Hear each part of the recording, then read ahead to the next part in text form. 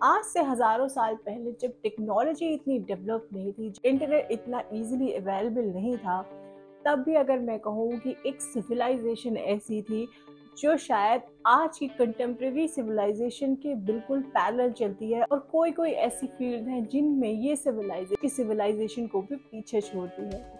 मैं बात कर रही हूँ इंडस वैली सिविलाइजेशन की और इनकी इम्पैकेबल टाउन प्लानिंग को। इस सिविलाइजेशन का सबसे पहले पता चलता है 1826 में, जब इस साइट के बारे में ब्रिटिश ऑफिशियल्स को पता चला। लेकिन तब यहाँ पर इतने एक्सटेंसिव एक्सकेवेशन नहीं किए गए टिल 1921। 1921 में दयाराम साहनी ने जब इंडस वैली साइट को एक्सकेवेट किया, एक बहुत बड़े सिविलाइजेशन के फुटप्रिंट्स को फाइंड आउट किया।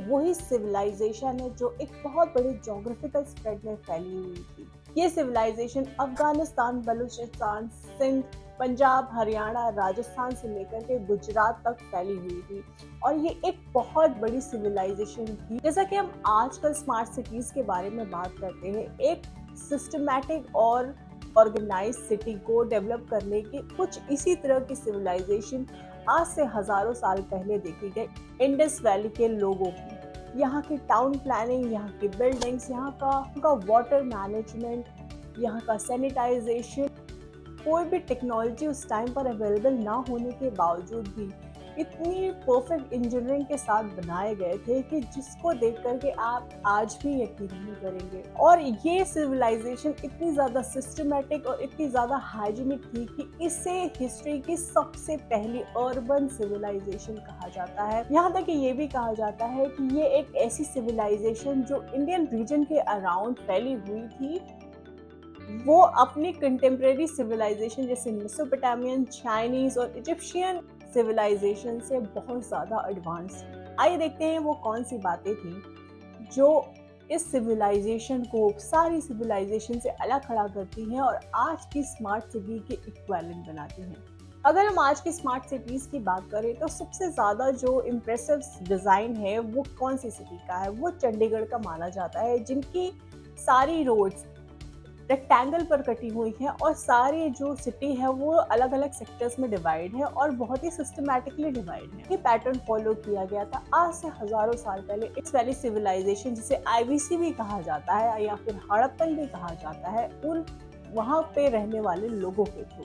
हड़प्पन सिविलाइजेशन में भी जो रोड्स हैं एक दूसरे को राइट एंगल पर काटती है, जैसा कि आप आज की बहुत ही एडवांस सिटी चंडीगढ़ में देखते हैं। यहाँ की किसी भी तरह का कंजेशन ना हो, एक सिस्टमेटिक तरह से सिटी को ऑर्गेनाइज किया जा सके। इंडस वैली सिविलाइजेशन में जितनी भी सिटीज फाइंड आउट की गई हैं, उन सारी सिटीज को दो पार्ट्स में बांटा गया है।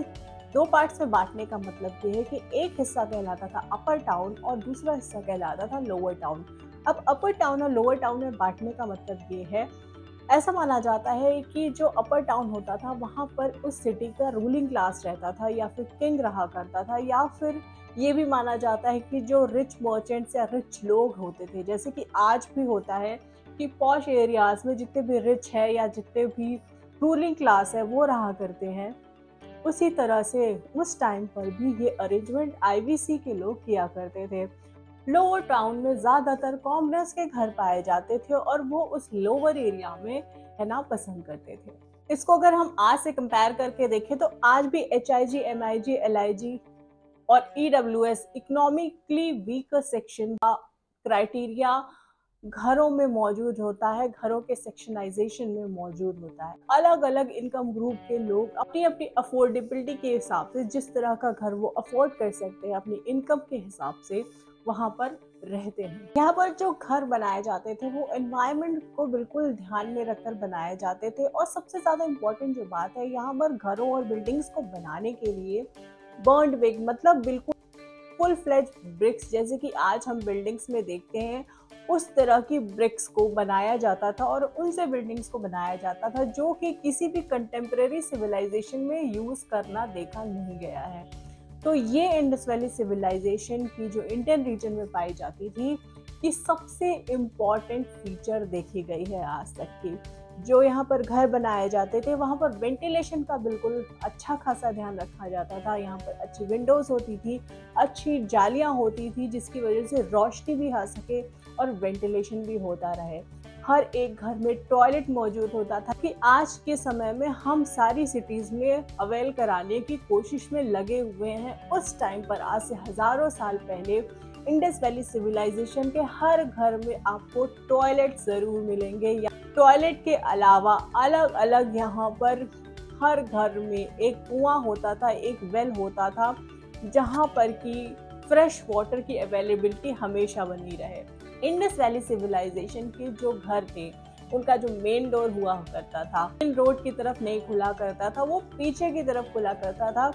ऐसा होने के पीछे रीजन ये माना जाता है कि वो नहीं चाहते थे कि मेन रोड की डर्ट या मेन रोड की जो गंदगी है वो घर में आए। इस वजह से वो दरवाजा पीछे गली की तरफ खुलता था ताकि आने जाने में वो डर्ट, वो गंदगी घर के अंदर ना आ जाए। तो इससे ये पता चलता है कि इंडस वैली सिविलाइजेशन के लोग साफ सफाई और हाइजीन का बहुत ज्यादा ध्यान रखते थे। यहाँ पर हर घर से निकलने वाली ड्रेनेज पाइप एक मेन ड्रेनेज पाइप में कनेक्ट होती थी ताकि वहाँ पर घर से निकलने वाला सारा जितना गंदा पानी है वो मेन ड्रेनेज में जा सके और सिटी पूरी क्लीन रहे। और ये मेन ड्रेनेज तक के जाने का रास्ता, यहाँ पर अच्छी नालियाँ बनाई गई थी और इन नालियों को बड़े बड़े पत्थरों से ढका गया था ताकि इनकी समय समय पर सफाई की जा सके, वो इजीली ओपन हो सके और इनकी समय समय पर सफाई की जा सके, इसका भी ध्यान रखा गया था। इसके अलावा इंडस वैली सिविलाइजेशन के लोगों का वाटर मैनेजमेंट भी बहुत ज़्यादा अच्छा था। रेन के सीजन में ये इन्होंने डैम का भी यूज़ किया था। रेनी सीजन में ये वाटर जब नदियाँ भर जाती थी तब ये फ्लड इरिगेशन किया करते थे।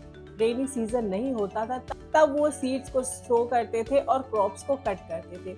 इसका मतलब ये है कि इंडस वैली सिविलाइजेशन के लोगों को पहले के टाइम से ही मॉनसून की अच्छी खासी नॉलेज थी और उनको रेन वाटर हार्वेस्टिंग के बारे में अच्छे से पता था कि किस तरह से वो रेनी सीजन को यूज़ करना है और उस वाटर को स्टोर करके रखना है ताकि वो समय जब रेनी सीजन नहीं होता है और पानी की अवेलेबिलिटी उतनी ज़्यादा नहीं होती है तब उस पानी का यूज़ किया जा सके। और water harvesting, rain water harvesting का सिस्टम आज भी लोगों को सिखाया जाता है और हमेशा से ये कहा जाता है कि रेन वाटर को हमेशा ही प्रिजर्व करके रखना चाहिए अपने फ्यूचर के लिए। और ये आज से हजारों साल पहले आईवीसी के लोग फॉलो कर रहे थे। हड़प्पा, मोहनजोदाड़ो, बनावली, राखीगढ़ी, लोथल, कालीबंगन कुछ बहुत ही इम्पोर्टेंट शहर हैं इंडस वैली सिविलाइजेशन के जो आज के गुजरात और राजस्थान, इवन पाकिस्तान में मौजूद है। यहाँ पर आपको लोथल जैसी सिटी में जो गुजरात में मौजूद है एक डॉकयार्ड भी देखने को मिलेगा जो कि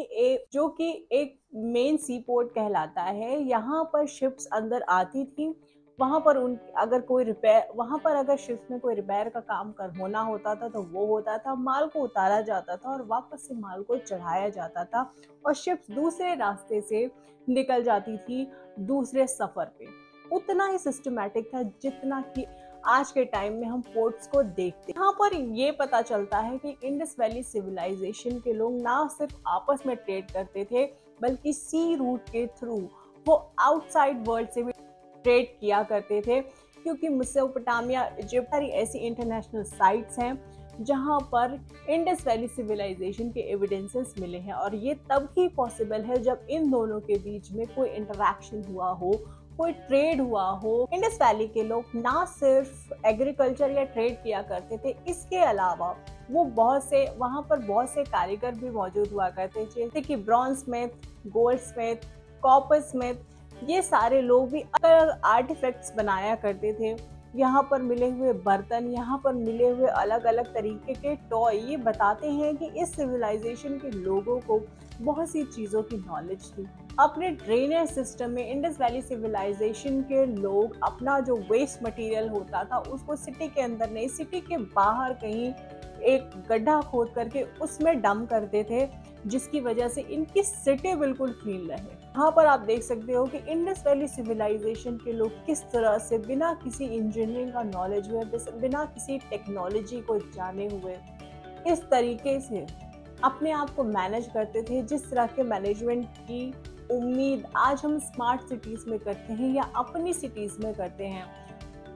तब जब हमारे पास सारी इंजीनियरिंग अवेलेबल है और सारी तरह की टेक्नोलॉजी अवेलेबल है, उन लोगों ने आज से हज़ारों साल पहले ये तब करके दिखाया जब किसी भी तरह की टेक्नोलॉजी नहीं थी। यहाँ तक भी कहा जाता है कि इंडस वैली सिविलाइजेशन के लोग अगर क्लाइमेट चेंज की वजह से डिसअपियर नहीं हुए हो और भी एडवांस स्टेज को अचीव कर सकते थे।